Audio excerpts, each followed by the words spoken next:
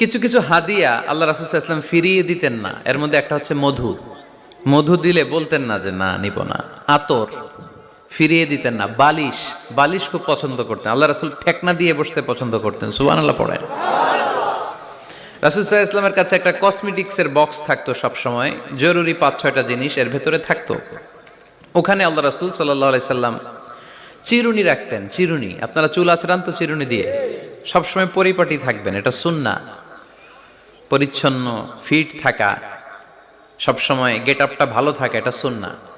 আল্লাহ রাসূল সাল্লাল্লাহু আলাইহি ওয়াসাল্লাম কোনো বিদেশি ডেলিগেট আসলে তাদের সাথে দেখা করার আগে সময় নিতেন, নিজেকে গুছিয়ে নিতেন। সুবহানাল্লাহ পড়েন। চুলগুলো আঁচড়ে রাখতেন এই চিরুনি দিয়ে। তাহলে ব্যক্তিগত কসমেটিক্স বক্সে আল্লাহ রাসূল সাল্লাল্লাহু আলাইহি ওয়াসাল্লাম যে জিনিসগুলো রাখতেন তোর মধ্যে একটি হচ্ছে চিরুনি।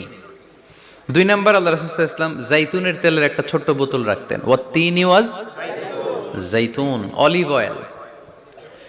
অলিভ অয়েলের ওয়াজ করেছি গত বছর। যেখানেই আমার সাথে লোকজনের দেখা, কয় হুজুর এখন থেকে অলিভ অয়েল মাখি আমি, এজন্য সুন্দর হয়ে গেছি। তো অলিভ অয়েল রাখতেন, চিরুনি রাখতেন। এরপরে সুরমা দানি রাখতেন। সুরমা, চোখে আল্লাহ রাসূল সাল্লাল্লাহু আলাইহি ওয়াসাল্লাম সুরমা দিতেন। এরপর আল্লাহ রাসূল সাল্লাল্লাহু আলাইহি ওয়াসাল্লাম উতুর রাখতেন। উতুর, পারফিউম, আতর দিতেন।